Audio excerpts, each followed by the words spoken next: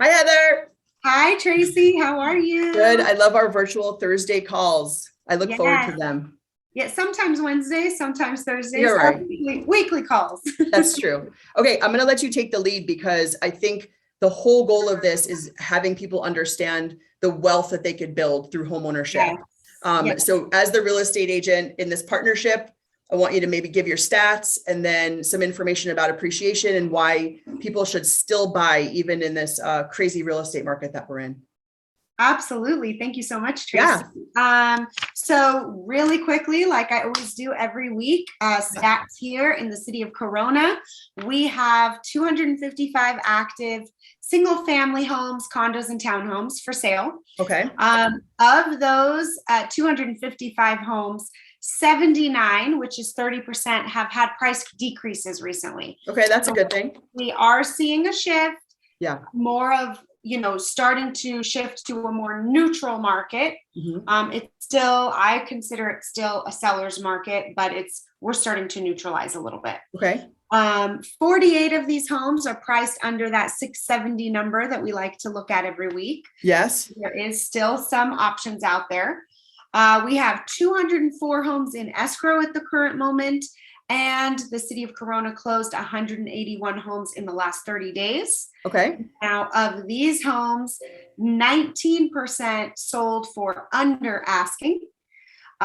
Last week, that number was at 15%. So now we're starting to see that shift as well, where homes are starting to close for a little bit less than maybe some sellers anticipated. Okay. So that's positive stuff. Positive for buyers, yes.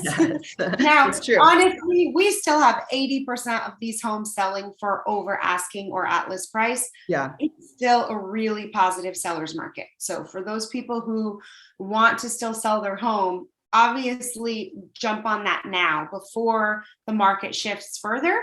But we are seeing some light for buyers.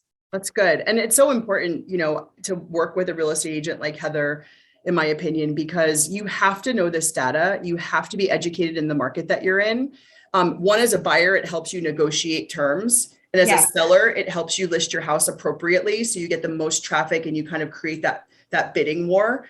So I know you like attend coaching sections and train and all of that stuff. So it's so good to see that. There's a lot of real estate agents right now that haven't experienced this shift in the market, and they're just kind of flying by the seat of their pants. So to work with someone that's experienced and knowledgeable is so important right now.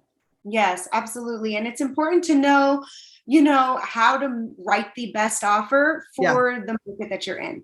So I know I touched on it last week about the competition has slowly decreased. Yeah. But yes, we're still seeing competition in most cases. I want to say that not every home, but it's less competition. So let's talk about money. So wealth, right? Yes. Hopefully like building the American dream, home ownership. Do you have any idea, just like in California as a whole, homes that like kind of the equity people have built up, and if they were lucky enough to purchase, even a few years ago? Okay, so a few years ago, you're now sitting pretty. Yeah, exactly. I think the number was for 2021. The home appreciation was at 22% in the state of California. Yeah, over 2020 appreciation, which is crazy. Insane numbers. Yeah. So obviously, I always like to advise buyers, like you're buying long term. If you're buying for a temporary 1 to 2 year residence, you might not see this equity, but if you're buying to be there for 3, 4, 5, 10 plus years, you're definitely going to see equity. So yes, we had those unicorn years the last couple of years, right? And we are all sitting pretty right now for those of us who have owned. But on average in California over the last 39 years, so this is a trend, we're looking at 6.77% of appreciation every year. Okay. So give an example, like maybe on a sales price, what that looks like. Yeah. So I was kind of just running some rough numbers on an $800,000 house. Okay.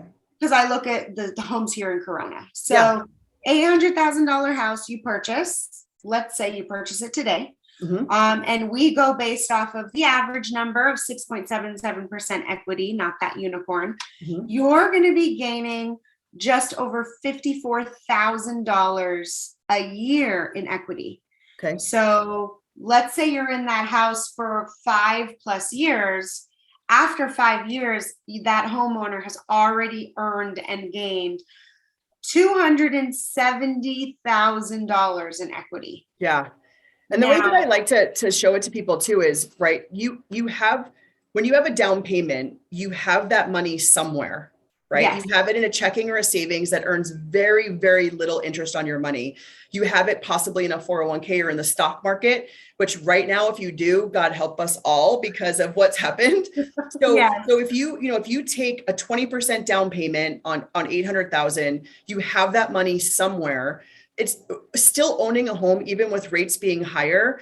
It's the biggest bang for your buck, right? I mean, Yes. you're not only going to have equity of what you're putting down, but you're going to have appreciation over time as well. And there's no checking or savings account paying you on average 6.77% a year. I mean, so, you put 20,000 down on this $800,000 house, $160,000 of equity already in the house. Yep. Now add that to 270. Yeah, and you have that money somewhere, right, already. Yes. So that's what I try to tell people too. And it's, talking to a licensed certified public accountant. And, if you're renting now and you go to buy, one of the other advantages, it's talking to that CPA and understanding, okay, if you have a mortgage payment instead of rent and you're paying interest, now with rates going up, you're going to be paying more interest, right? Yes. Which could be a bigger tax deduction. And really ask them, if we pay X amount a year in interest when we go to file our taxes, what kind of return would that look like that maybe you're not getting when you're renting? And they Yes. can talk to you about possibly changing your withholdings in each paycheck to make more every week or every 2 weeks to be able to afford higher than your rent payment. So there's different advantages, obviously, of owning a home. Appreciation is one of them. I know right now a lot of people they have equity, right? Yes. And they're like, let's take advantage of our equity. Now, the disadvantage is that they may have a much lower interest rate, right?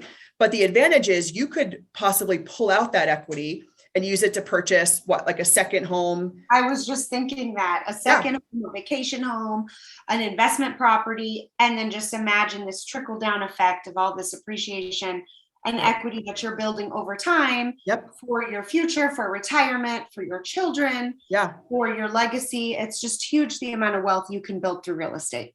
Yeah. And people are like, well, I don't want to touch my low rate. Okay. I mean, I understand that, and it's going to change your payment. But still borrowing money at even 8%, if it gets to that point, is usually less than the rate on a credit card, right? And the less than a rate on a personal loan, an unsecured loan. So you're still borrowing money, in an asset that you have. So pretty much almost every American has a credit card.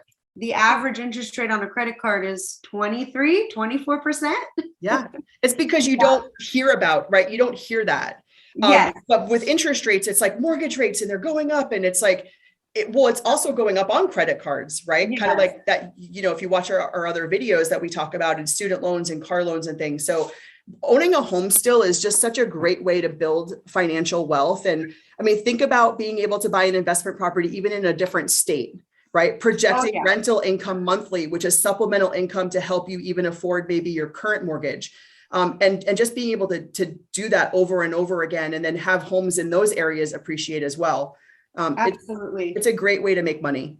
Absolutely. I completely agree. I own 2 pieces of real estate myself. So if somebody is interested in, what that looks like to own a primary and an investment property, I would love to help kind of consult and advise alongside Tracie, and let's see, get you on this road to building more wealth. Yeah, and the cool thing about it is, investment properties, we have a program where it's you could do 20% down. Now, when you put 25% down, you're going to get a little bit of a better interest rate. But the good thing is that we use a percentage of the projected rents that you'll get to help offset that new payment. Right. So it's like if you project $3,000 a month, we can use 75% of that number to help you qualify to purchase that investment property. So definitely talk, if you're interested, talk to myself or to Heather so we could kind of put that plan together for you using the equity that you have.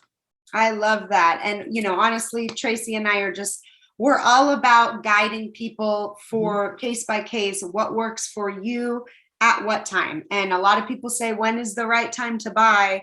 And I've been answering them like, when it's the right time for you. So there is no perfect time to buy. If it's the perfect time for you, it's the perfect time to buy. So absolutely, we can definitely consult on that. Good. Well, thank you so much, Tracie. Always Thank good you. to see you. Amazing. And, I will see you next week. Stay tuned. Yeah, so we have Tracie here with Supreme Lending. Yes. And I'm Heather with eXp Realty, and we're posting these every week. So if you have questions or you want to know something in particular about buying a home, owning a home, buying an investment property, whatever it looks like pertaining to real estate, drop us a comment, send us a direct message, and we would love to address those in future videos. Absolutely. Well, thanks, Heather. Have a great day. I'll talk to you later. Bye.